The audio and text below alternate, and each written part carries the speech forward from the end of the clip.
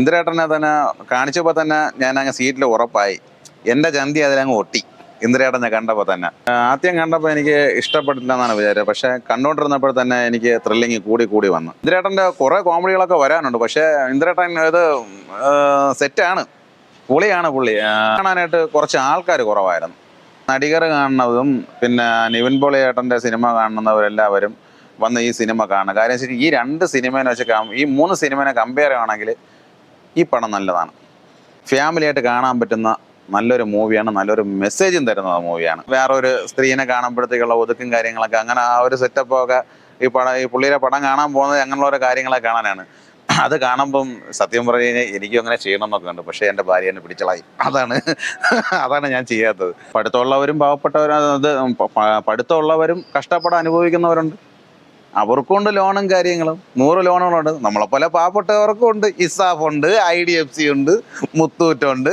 ഇന്ന് നമ്മൾ കഷ്ടപ്പെട്ട് കഴിഞ്ഞ് കഴിഞ്ഞാൽ വീട്ടിൽ കൊണ്ടുവന്ന് നമ്മൾ എത്ര 1000 രൂപ കിട്ടിക്കഴിഞ്ഞ് കഴിഞ്ഞാൽ നാളെ ഇസാഫ് വരാൻ വന്ന്, അടുത്ത ദിവസം കഴിയുമ്പോൾ മുത്തൂറ്റുകാരൻ വന്ന്. അതേപോലെ അവർക്ക് കാർ ലോണുണ്ട്, ഫ്ലാറ്റിൽ വാടക കൊടുക്കണം, പിന്നെ വെള്ളത്തിൻ്റെ വാടക കൊടുക്കണം, സെക്യൂരിറ്റിക്ക് കൊടുക്കണം.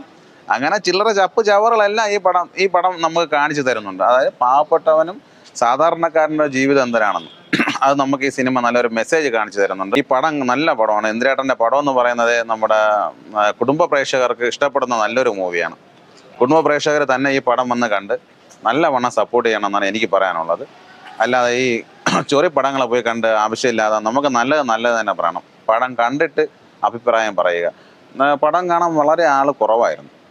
പക്ഷെ ഇത്രയും നല്ലൊരു മൂവി കാണാൻ എന്തുകൊണ്ട് ആൾ വന്നില്ല എന്നുള്ള ഒരു അഭിപ്രായം എനിക്ക് പറയാനുണ്ട്. പക്ഷെ ഇന്ദ്രേട്ടൻ്റെ ഒരുപാട് കാലങ്ങൾക്ക് ശേഷം നല്ലൊരു ഒരു തിരിച്ചുവരവ് പോലെ തന്നെയാണ് പുള്ളി വന്നത്. നല്ല മൂവിയായിരുന്നു നാൾക്ക് ശേഷം.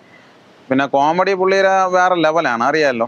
കല്യാണം കഴിഞ്ഞ് കഴിഞ്ഞാലും നമ്മൾ സിനിമയിൽ കാണും പോലെ നമ്മൾ ജീവിതത്തിൽ ചെയ്യാൻ പറ്റുക ചെയ്ത ആഗ്രഹമൊക്കെ ഉണ്ട് എന്നും പറഞ്ഞുകൊണ്ട് ഞാൻ മറ്റുള്ളവരെ കണക്കിനെയും മഹിമ നമ്പ്യാറിനെയും പിന്നെ മഞ്ജു വാര്യറിനെയും പിന്നെ ആരാ അങ്ങനെ നിത്യേനെ അവരെയൊക്കെ വേണമെന്ന് വെച്ച് കഴിഞ്ഞാൽ അത് നടക്കണ കേസാണ്. അങ്ങനെ എനിക്ക് പറയാൻ പറ്റിയൊന്നുമില്ല. നല്ല പടമായിരുന്നു. എല്ലാവരും പോയി കാണുക, പടം വിജയിപ്പിക്കുക, അതെനിക്ക് പറയാം.